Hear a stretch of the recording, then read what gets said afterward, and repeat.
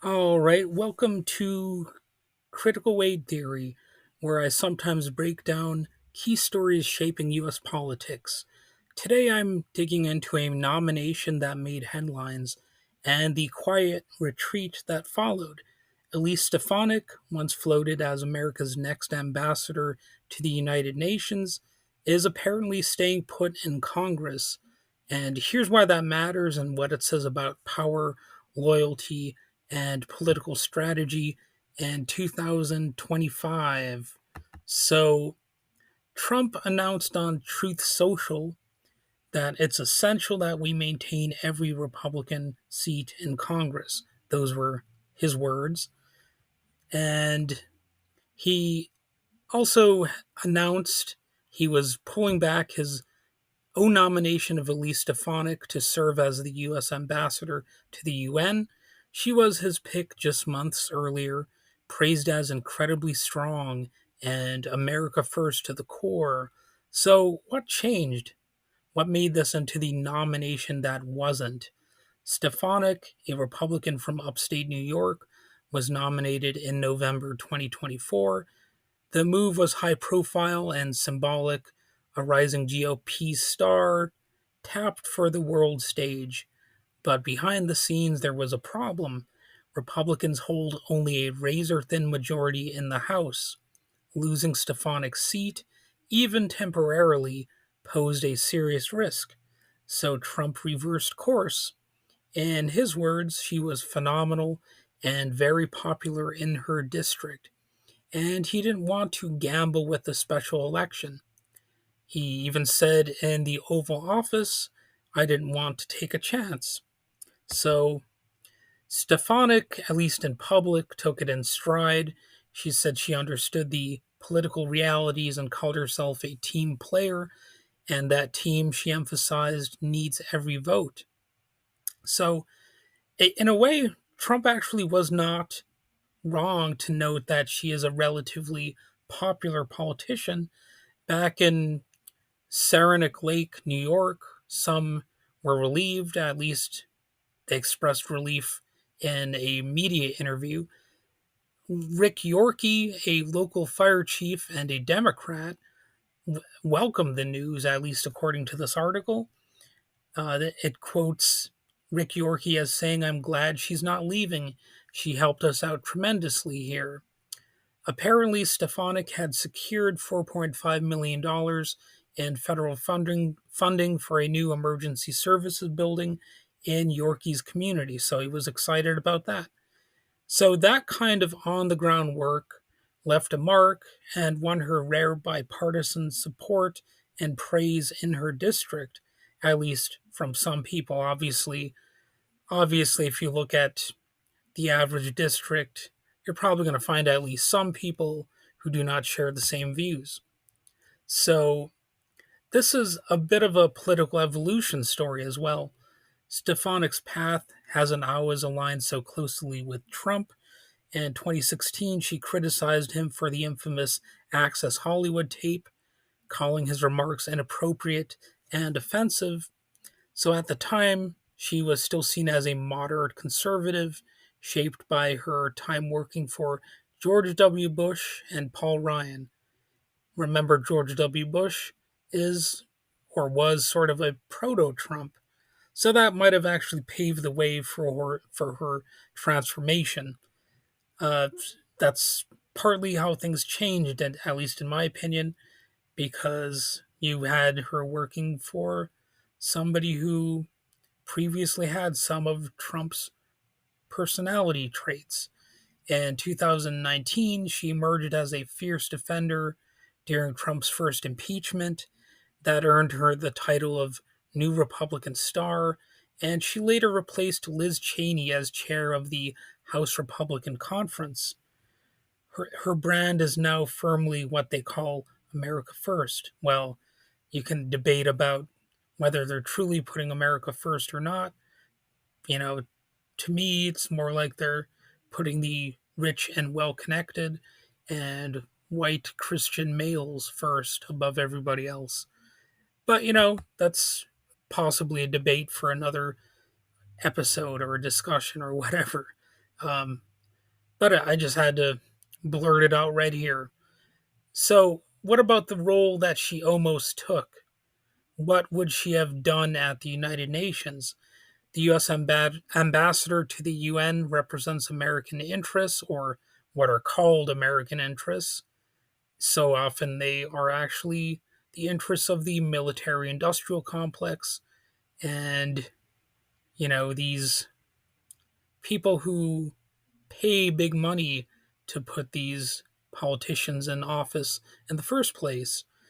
And, on the global stage, she would have been negotiating resolutions, delivering tough messages, and pushing policy, and obviously doing a lot of narrative creation at the same time. In Stefanik's case, critics feared she'd bring a confrontational tone.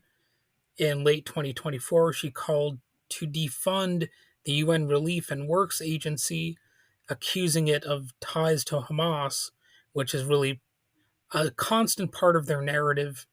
If you criticize Benjamin Netanyahu and the intentional starving of Palestinians, or the bombing campaigns, or the destruction of literally every school and hospital in Gaza, you're just a Hamas sympathizer. There could be no other reason why you would criticize any of those efforts. Supporters framed it as tough on terrorism. Opponents saw it as risking humanitarian fallout, and of course, the humanitarian crisis there is huge and growing. And by any reasonable standard, it seems like they're trying to exterminate every last Palestinian there. That's something Trump has admitted to. The Israeli government has admitted that they are intentionally starving people, and they've made no secret of it. They're on record as confirming the critiques that are made against people like Netanyahu. They're admitting what they're doing. So, uh, her nomination is part of a broader pattern, consolidating power, reinforcing hierarchies, and sidelining grassroots voices in favor of violent state authority. It's what you just have to expect from people like this. And the focus on what they call anti-Semitism, of course, is an additional part of this narrative that you cannot criticize Israel. Israel can do no wrong. In Congress, Stefanik has taken a lead on issues of what she calls anti-Semitism. In late 2023, she grilled university presidents over campus hate speech and foreign funding. Her pointed questioning drew national attention and helped trigger federal investigations. Of course, there's never been an investigation uh, into other anti-Semitic people, like the David Duke types, or you've never seen the Ku Klux Klan designated as a terrorist organization by the Trump administration, even though they have a long history of you know anti-Semitic remarks and actual terrorism. But the intriguing thing is that somehow, we just can't consider the KKK as bad guys. They're not as anti-Semitic as some random college campus protester.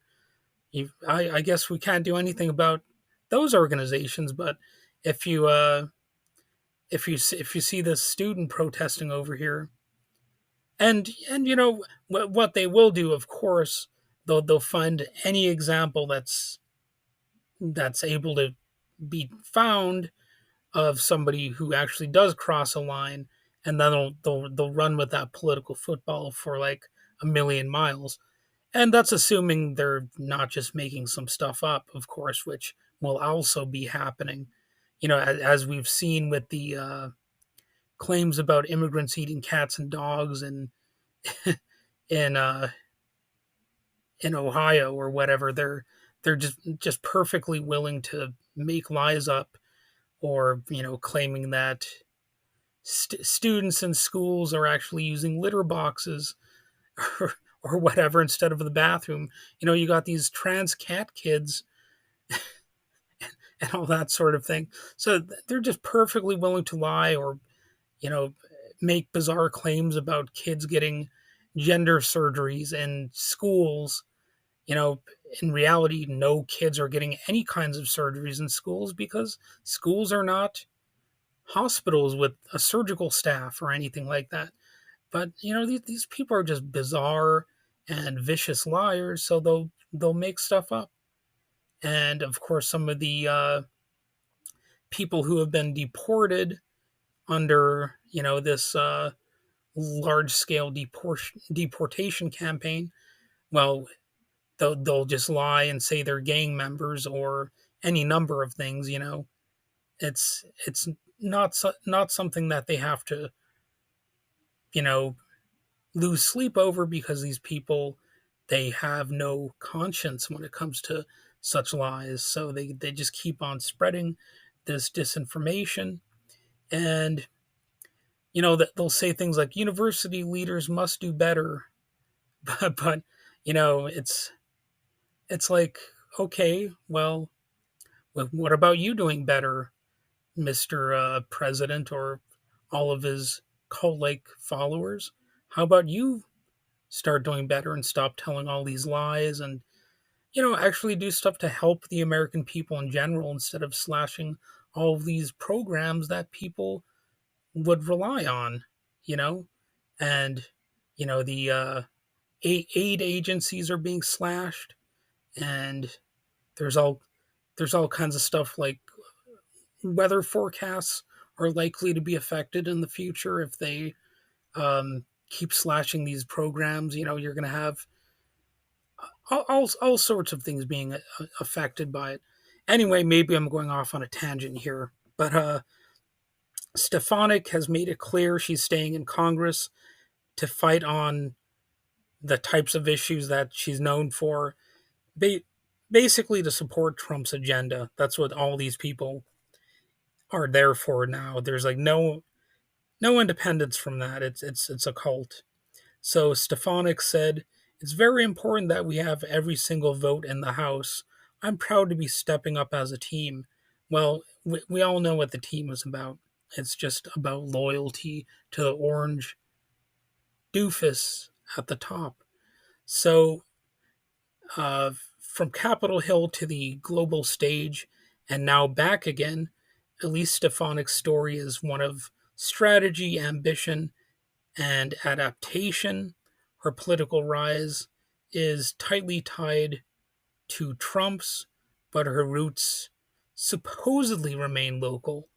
For now, she's apparently not going anywhere, and in a divided House where every vote counts, that could make all the difference. So, unfortunately, this was actually a well thought out strategy for once, like in the first couple months of this new administration. It's just been different from his first term. That there has just been chaos all over the place, and intentional chaos to a large degree, because if you just flood the zone with all these different scandalous behaviors, it's really a lot harder to focus on a single one of them, right? And you're overwhelming people. How do you focus on all these different things going on while also being able to focus on getting anything addressed to any sort of successful resolution? That's really one of the big challenges of facing all of these different scandals. It's hard to find justice in one case, but it's hard to find it, even, or harder to find it in all these different sort of, I guess, scandals that are constantly building up and spreading throughout the land and increasingly throughout the world because the Trump administration is threatening to invade all of these different countries. And so we've entered a new imperialism era as well, at least if these lunatics have their way. And it really makes you wonder exactly what the purpose of the United Nations is going to be with the United States at this point. Will there even be a place at the table for a society like ours at this point that's just alienated itself so much from the world, sort of become like a pariah state in a relatively short period of time? And don't get me wrong, the United States has always had problems. It's it's always faltered on some key issues, but now I think we're finding ourselves in an era where just every bad decision is being every bad decision possible is being made. I'll put it like that. So anyway, that's all for today's episode. And if you liked what you heard, or even if you didn't, don't forget to follow. You can also share the episode and check out my previous episodes. And again, I'm Wade, your host, and I'll see you next time.